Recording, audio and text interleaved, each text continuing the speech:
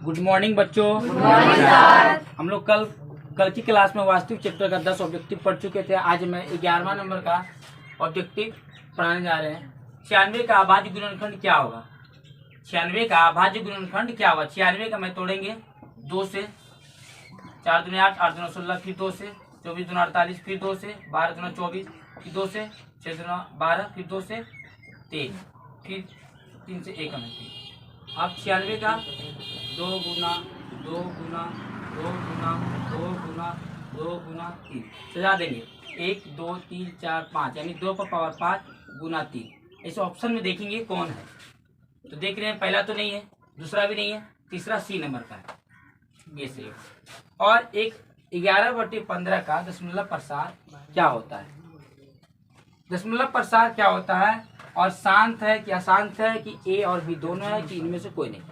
हम पढ़ा चुके हैं प्रमेय में, अगर 1/5 या 1/5 गुना 2 अगर के रूप में रहेगा तो शांत होगा, या 1/2 भी रहे तो शांत होगा। ये प्रमेय पढ़ा चुके हैं। इसका प्रमेय होता है 5 पावर m गुना 2 पावर n। अगर इस रूप का रहता तो इसे प्रमेय क्या कहलाता है? शांत कहलाता है। तो हम देख रहे हैं 11/15, 11/15 यानी 15 को लिख सकते हैं 3 गुना 5। 5 के अलावा अगर कोई संख्या अदर आ जाए, 5 या 2 के अलावा अगर कोई संख्या आता है तो ऐसी संख्या कहलाती है अशांत। क्या कहलाती है? अशांत। इसीलिए अशांत योग क्या होगा? अशांत होगा।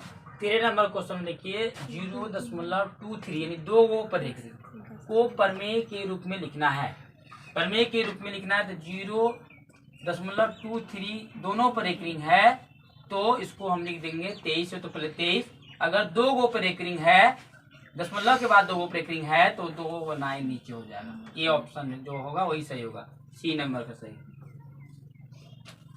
कभी कभी क्या होता है 0.39 पर रेकरिंग यानी दशमलव के बाद पर नहीं, यानी उसके बाद वाला अंक पर 1 पर रेकरिंग है तो इसको हमें लिखने का ये तरीका होता है 39। तो 39 जो जिस पर रेकरिंग नहीं है वो घट जाता है, और जितना रेकरिंग है वो उतना 9 हो जाएगा। 1 पर रेकरिंग है तो 1 9 हो गया, और यहाँ पर 1 खाली रह गया, इस पर रेकरिंग नहीं है दशमलव के बाद, उसका 1 है तो 1 0 हो जाएगा। यानी 39 में 3 घटा दीजिए 36/90, इसका कटा दीजिए, कट जाएगा तो कटा के आंसर हो सकता है।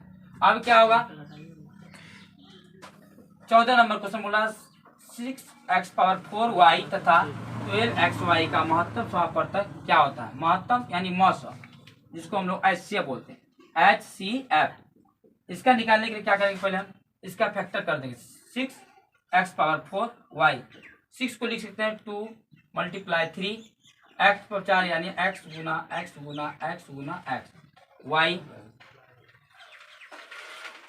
दूसरा है 12xy, 12 लिख सकते हैं 2 गुना 2 गुना 3 गुना x गुना y। HCF का हम लोग जानते हैं क्या है, दोनों में कॉमन होता है।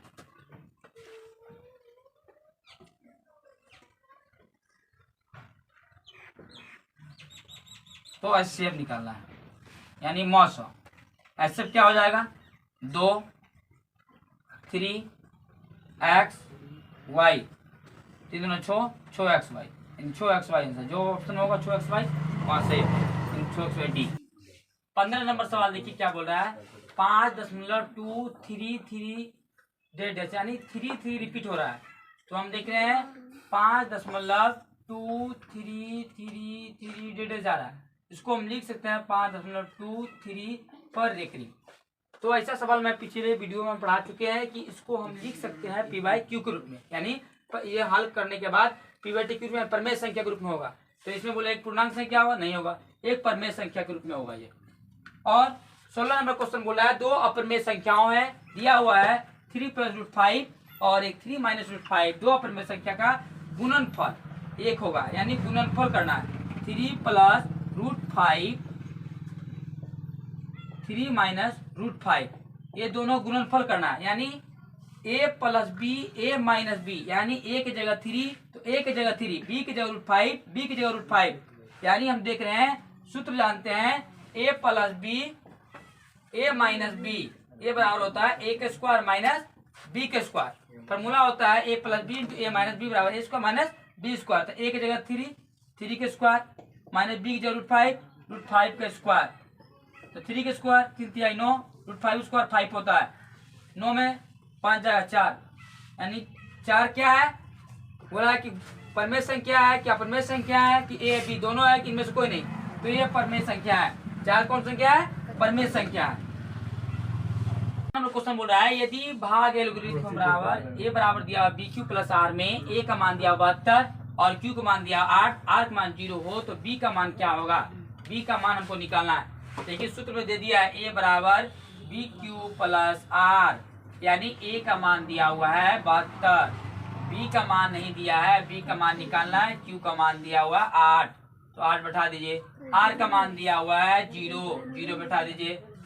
72 बराबर 8 बी, ये गुना में 8 इधर हो जाएगा, भाग में 72/8 बी, यानी 9 बार में कटा, बी का मान हो गया आपका 9। यानी ऑप्शन देखना है इसमें चारों में कौन सा है, तो देख रहे हैं ए में तो 9, तो 9 आंसर होगा। 18 नंबर सवाल में बोल रहा है कभी वास्तविक संख्याएं एक परमेय संख्या है। वास्तविक संख्या जो होता है परमेय और अप्रमेय संख्या के समूह को वास्तविक संख्या कहते हैं। जैसे √2 एक अप्रमेय संख्या है और 4 जो है वो परमेय संख्या है। ये दोनों जो है दोनों मिलकर एक वास्तविक संख्या का निर्माण करता है।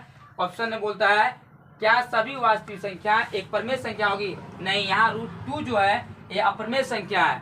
बोला है क्या सभी वास्तविक, सभी तो नहीं होगा, यहाँ दोनों है आ रहा है, दोनों मिलकर एक वास्तविक संख्या निर्माण करता है, इसीलिए अप्रमेय और यहाँ परमेय। तो ये बोला खाली परमेय संख्या होगा? नहीं, अप्रमेय भी होगा, इसमें ऑप्शन में होगा नहीं। 5√2 जो है एक है परमेय संख्या की, अप्रमेय संख्या की, काल्पनिक संख्या की, मिस कोई नहीं। यानी 5√2 जो है एक अप्रमेय संख्या है। क्या ये? अप्रमेय संख्या। कौन संख्या है? अप्रमेय संख्या। 20 नंबर क्वेश्चन बोल रहा है यदि n एक प्राकृतिक संख्या है तब √n क्या होगा? अगर हम प्राकृतिक संख्या किसे कहते हैं?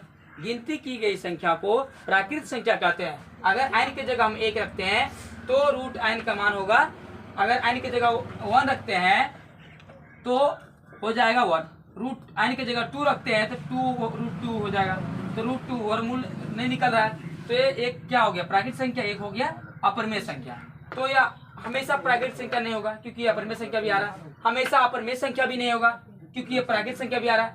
कभी प्राकृतिक संख्या कभी अप्रमेय संख्या, ये सही है कि कभी प्राकृतिक संख्या आ रहा है कभी अप्रमेय संख्या। और चेक कर लीजिए, अगर 3 रखते हैं तो √3 क्या हो गया? अप्रमेय संख्या। अगर 4 रखते हैं तो √4 2 क्या हो गया? प्राकृतिक संख्या। तो कभी प्राकृतिक कभी अप्रमेय संख्या है, ये सही है सी नंबर का।